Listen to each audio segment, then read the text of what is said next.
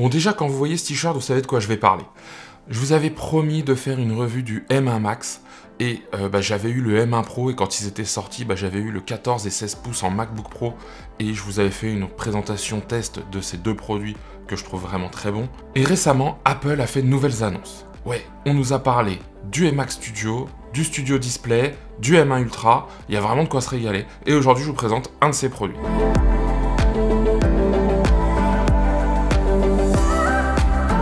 Bonjour, je suis ravi de vous retrouver aujourd'hui sur la chaîne Les Tests de Cyril. Ici on parle de tech, de matos, photo, vidéo, d'Apple aussi forcément, parce que quand on porte un t-shirt Apple, c'est qu'on aime bien la marque. Et aujourd'hui donc je vais vous montrer un nouveau produit que j'ai reçu. Alors, c'est la configuration de base, ça va être une présentation première prise en main, donc il va y avoir quelques tests mais rapides, et je vous ferai un retour d'expérience d'ici 10 jours, peut-être 2 semaines, sur le produit où je vais vraiment pousser les tests. Vous savez ici les tests, c'est des tests pas avec des benchmarks, avec des chiffres, c'est des tests essentiellement terrain, c'est de vous dire comment ça fonctionne, parce qu'il y a pas mal de questions que je me pose par rapport à ce produit. Alors ce produit, quel est-il ? Eh bien, il s'agit d'un beau carton. Voilà, je me lance dans le déménagement et je fais du test de carton. Non, évidemment, je me lance pas dans le déménagement ni dans les cartons. Voilà le produit. Donc déjà, de par sa taille, je vais vous montrer le côté ici. Voilà, vous avez peut-être déjà une idée de ce que c'est. Et je vous parle du M1 Pro, M1 Max. C'est le Mac Studio. Donc le Mac Studio, on va le déballer ensemble. Je vais vous donner les caractéristiques. Je vais l'installer dans mon setup. Je vais commencer à le configurer. Je ne ferai pas toute la partie configuration parce que chez Apple, ça se ressemble un petit peu à chaque fois et c'est vraiment facile. Et derrière, et j'ai surtout un setup qui me permet de le faire facilement, de l'installer et de pouvoir comparer. Donc, c'est parti, on déballe. Bon, alors, première chose, ici, je vais y aller doucement, parce que le carton, à chaque fois... Bon, ça, c'est classe, là, ce que je suis en train de prendre. Hop là. Donc le carton fini. Voici le Mac Studio. Donc là on a la face avant. Là on voit sa face arrière. Jusque là pas grand chose à dire. Un petit peu dommage, là ça se décolle. Ça c'est petit truc en moins. Et ici, alors ça c'est ce que je dis, c'est le petit plus, c'est le positif. Mac Studio et une poignée vraiment hyper costaud. C'est pas du plastique, c'est un peu tissu tressé. C'est vraiment intéressant. Je vais tout de suite vous donner les spécifications. C'est le modèle entrée de gamme à 2299 €. Donc, il a 32 Go de mémoire unifiée, 512 Go de SSD. C'est vraiment la configuration de base.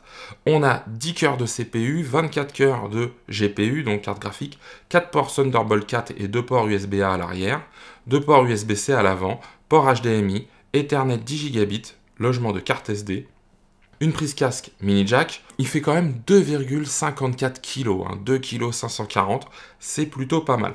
On le comparera au Mac Mini que j'ai le Mac Mini M1. Grosso modo, voilà, vous avez vraiment les spécifications. C'est le Mac entrée de gamme, le Mac Studio entrée de gamme.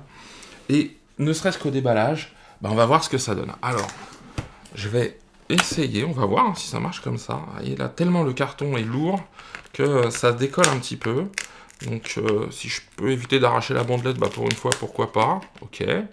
Donc, je n'arrache pas la bandelette. Alors, je vous le présente vraiment ici. Donc ici, un contrefort qui vient s'appuyer contre le Mac Studio pour éviter qu'il bouge. Là, en haut, la pochette habituelle.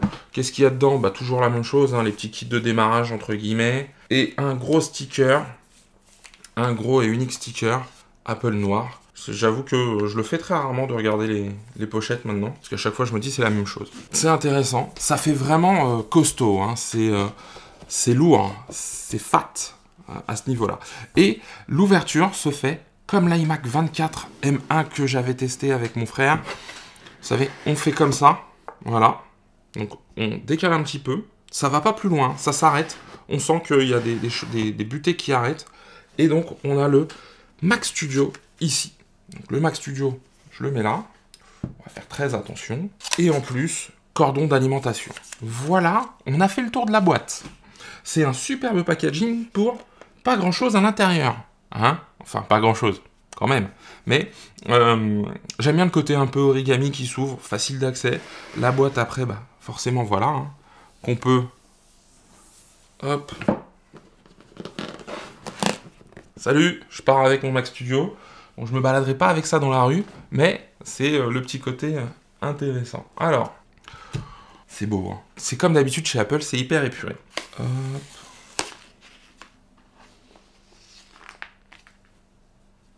Vous avez vu, juste ça, un truc comme par magie, il n'y a pas besoin de les pousser, ça se fait naturellement.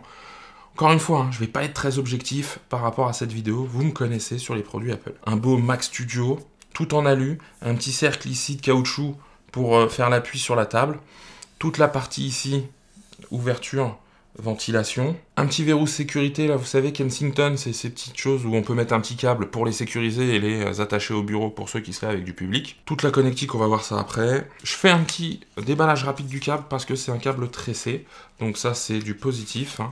Voilà, hop, je sais pas si je pourrais le remettre. Une tresse assez fine, hein, c'est pas grossier. Câble qui doit faire un petit 2 mètres. Voilà.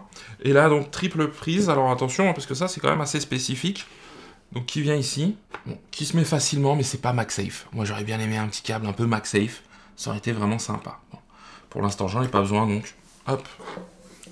Ce sera quand on l'installera. Ça fait assez lourd, hein. On le sent quand même. Hein. Mac Mini, je pourrais faire ça. Là, celui-là, je me sens moins de faire un truc un peu plus comme ça.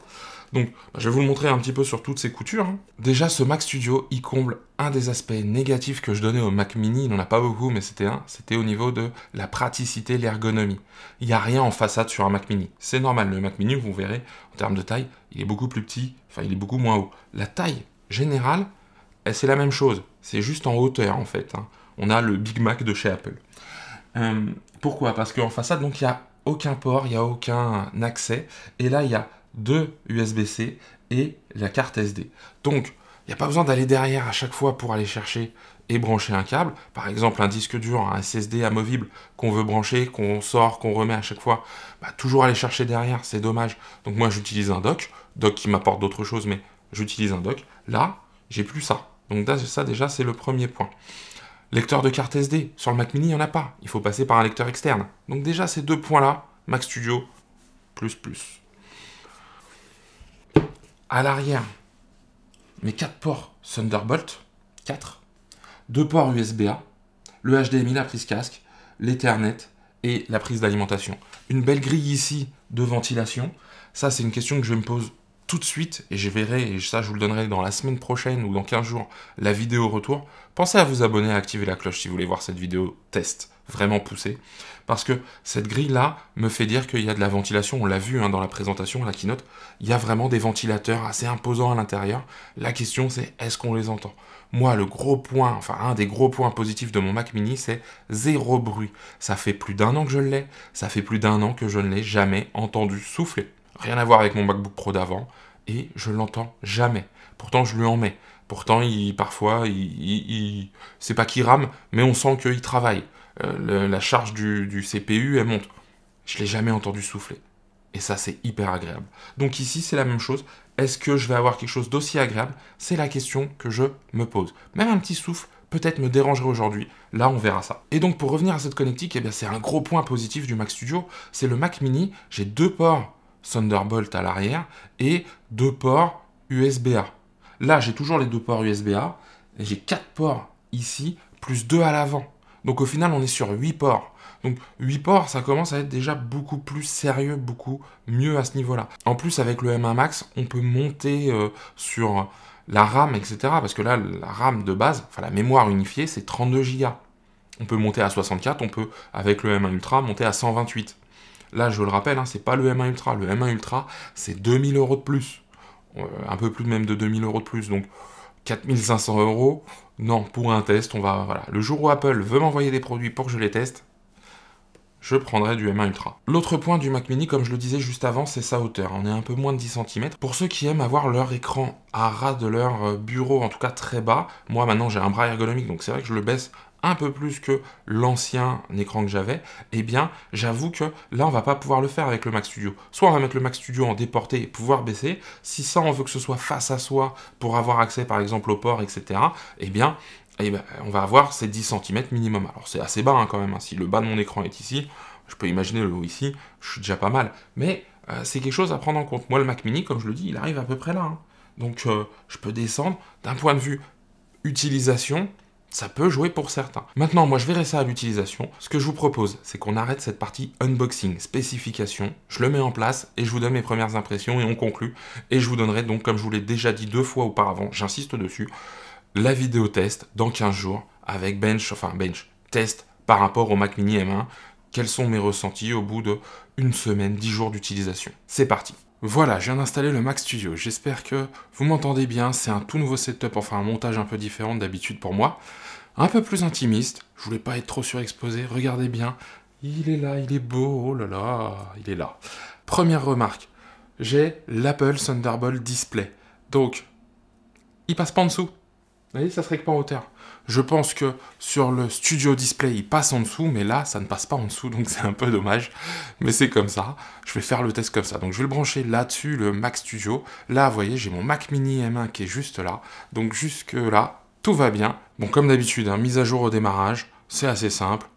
Je laisse l'installation et on se retrouve une fois que tout est bien configuré. Voilà, le Mac Studio est en place.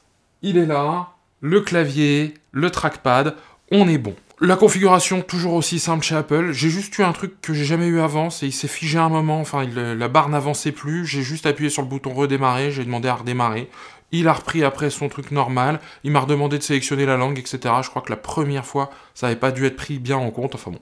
Maintenant ça fonctionne, le Wi-Fi, tout est configuré. Donc là, j'ai le Mac Studio, ici j'ai mon Mac Mini M1. J'ai déjà une première remarque à faire, et comme je l'ai dit, eh bien ça je le réserve pour la vidéo numéro 2. Je vous avais dit qu'il y avait une deuxième vidéo? Ouais, je crois que je l'ai déjà dit plusieurs fois. Donc, comme d'habitude, vous savez ce qu'il y a à faire. Là, premier constat, sur le bureau, ça prend de la place. Alors, pourquoi ça prend de la place? Pas la taille prise sur le bureau en elle-même, mais la hauteur du Mac Studio. C'est plus que 2 fois, en fait, le Mac Mini. Je pensais que c'était 2 Mac Mini l'un sur l'autre, mais non, en fait, c'est plus que ça. Donc, ça, c'est le premier point. Deuxième point qui est hyper important, ça en façade. Ça, les ports USB-C et le port carte SD en façade, pour moi, c'est un pur bonheur. J'ai essayé, j'ai déjà fait 1 ou 2 importations, ça marche très bien. Donc là, je vais commencer les tests. Je vais faire carte SD, Final Cut, enfin voilà, je vais vraiment utiliser au quotidien. Il va rester installé comme ça pendant 1 semaine. Je vais faire le retour d'expérience et puis on verra après ce que je peux en dire. Mais je vais vraiment pousser un peu les choses pour vous livrer un test vraiment complet. Là, dans la première sensation, comme je le disais, il prend de la place en hauteur. Et comme je ne peux pas le glisser un peu plus au fond, c'est vrai que là, il reste devant. C'est un peu perturbant. Mais ce serait dommage qu'il soit trop loin non plus, trop derrière, parce que on n'accéderait plus au port en façade. Donc ça, c'est le premier point. Deuxième point, ça a l'air hyper véloce. Là, je le dis. À chaque fois que je fais l'ouverture d'une première application, ça démarre, ça envoie, et on y est tout de suite. Je teste vraiment, là, au fur et à mesure. J'ai lancé 2-3 applications, ça... Dans le dock, les applications ne sautillent pas, elles s'ouvrent instantanément. Le M1 Max, à ce niveau-là, pour l'instant, en première prise en main, il est vraiment impressionnant. Déjà que le M1, moi, m'avait bluffé et j'en suis encore très satisfait. Là, le M1 Max, j'avais pas cette sensation avec les M1 Pro. En tout cas, j'avais pas cette même sensation. Mais encore une fois, là, le M1 Max, je pense qu'il va faire des étincelles. Maintenant, je le rappelle, c'est le modèle entrée de gamme, c'est le modèle à 2299 €, on va dire 2300 €. Est-ce que ça vaut le coup d'avoir un produit à 2300 €? On va falloir vraiment beaucoup l'utiliser ou avoir des utilisations très poussées, je pense. Moi, le M1, le Mac Mini, 16 Go de RAM, 1 Tera de SSD, et encore, j'utilise beaucoup de stockage externe, on pourrait prendre un peu moins, me satisfait vraiment tous les jours. Je fais du podcast, je fais de la vidéo, je fais de l'internet, de la bureautique, enfin voilà, les plus petites, on va dire, tâches, eh bien ça fonctionne très bien. Je vais m'arrêter là pour cette vidéo de présentation, je sens que le M1 Max en a sous le pied, il est vraiment assez véloce là dans les premières prises en main, les premières choses que j'ai commencé avec lui. J'ai hâte de pousser les tests. Alors, si vous avez déjà des premières questions à me poser sur le Mac Studio, eh bien les commentaires sont juste en dessous. Pour être au courant de cette deuxième vidéo qui va sortir, je pense, d'ici 1 semaine, peut-être 10-15 jours, grand maximum, eh bien je vous invite à vous abonner, à activer la cloche, à me dire si la vidéo vous a plu par un petit like, et moi je vous dis à très bientôt pour un nouveau test, et surtout, prenez soin de vous.